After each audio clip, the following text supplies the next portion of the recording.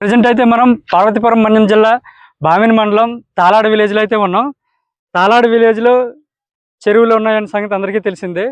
అయితే బామిని మండలంలో ఇక్కడ తప్ప మరి ఎక్కడా లేవు.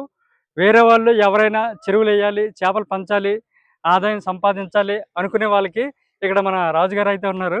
ఇక్కడ ఏంటి, ఎంత ఆదాయం వస్తుందనేసి సార్ని అడిగి తెలుసుకుందాం. ఒకసారి చెప్పండి సార్, ఇది చెరువులు తవ్వించిన తర్వాత ఇక్కడ ఎన్ని సంవత్సరాల నుండి మీరు వ్యవసాయం చేస్తున్నారు? 7 సంవత్సరాలైంది. 7 సంవత్సరాలు అవుతుందా?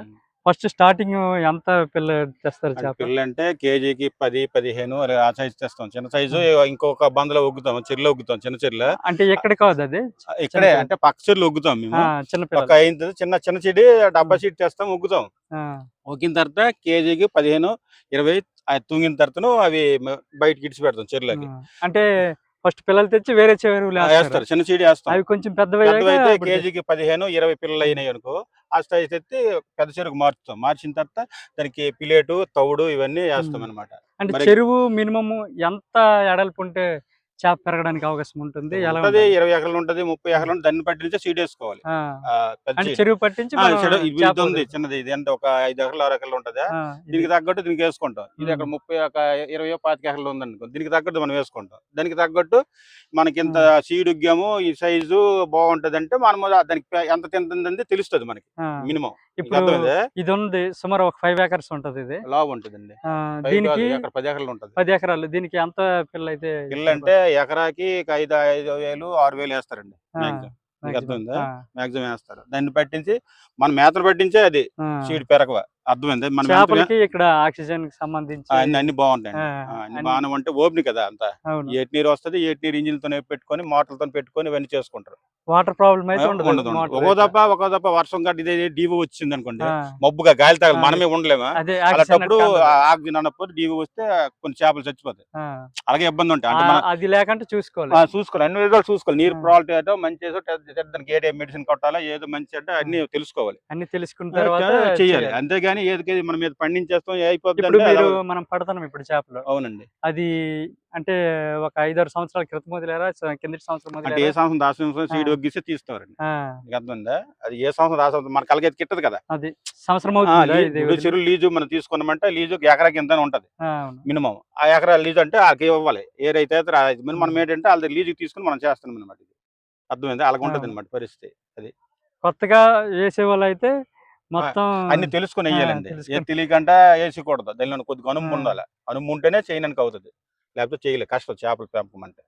చేపలైనా రొయ్యలైనా ఏవైనా సరే అయితే మన సైడ్ ఇక్కడ అవ్వదు. ఇక్కడ చెట్టు అవుతుంది.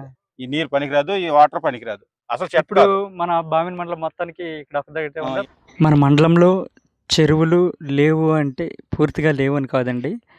బోరుండి పర్టికులర్గా చెరువు తవ్వించి ఇలా చేపలు పెంచే ప్లేసు ఒక్క తాలాడులోనే ఉంది. ప్రతి ఒక్కరు కూడా చేపలు విడిచిపెట్టేటప్పుడు ఏదో మన ఊరికి దగ్గరగా ఉంది, ఏదో చేస్తున్నాం అని చేస్తున్నారు తప్పితే పర్టికులర్గా ఇలా చేస్తే మంచి లాభాలు వస్తున్నాయని ఇక్కడ ఉండే వాళ్ళు అయితే చెప్తున్నారు. ప్రతి ఒక్కరు కూడా వెయ్యాలనుకుంటే అనుభవజ్ఞులైన వారి దగ్గర తెలుసుకొని వేస్తే మంచి లాభాలు వస్తాయి అంటున్నారు. మీరు కూడా మీ విలేజ్లో ప్లేస్ ఉంటే ఒకసారి ట్రై చేయండి, మీకే అర్థమవుతుంది. ఏదో చెరువులు ఉన్నాయి మన ఊరి దగ్గర వేసేది కాకుండా ఒక సంవత్సరం పర్టికులర్గా దీని మీద దృష్టి పెట్టి చేస్తే మంచి లాభాలు వస్తున్నాయి అంటున్నారు.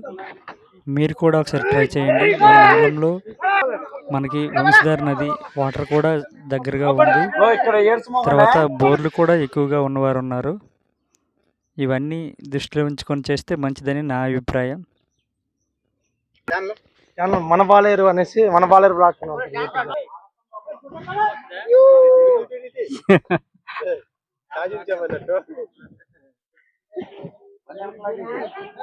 అంటే నీకు ఏటి పక్కన ఉంటది అనుకో చెరువు, ఆ ఏటి వాటర్ మంచి అది బాగానే ఉంటది కదా. ఇది ఏంటంటే బట్టి వాటర్ వస్తుందండి, కుళ్ళు వాటరే. కుళ్ళు వాటర్ కి ఏంటంటే ఈ సందవ పంకజే వేస్తారు, ఇక్కడ పండిస్తారు. ఇక్కడ పనిచేస్తారు. అంటే రొయ్యలు గట్ట తెల్ల చేపలు గట్ట పండించాలంటే మంచి నీరు ఉండాలి, వాతావరణం దగ్గర దగ్గర ముంపుడు లేని గ్యామలు ఉంటాయి కదా, ప్రాంతాలు వేసుకుంటే ఇంకా బెటర్ గా ఉంటది, బాగానే ఉంటది. చేపల వ్యాపారం అంటే అలాగ ఉంటది. ఓకే సార్ చెప్పింది విన్నారు కదా. ఎవరైనా వెయ్యాలనుకుంటే కొద్దిగా అనుభవం ఉండి చేస్తే బెటర్ అని చెప్తున్నారు.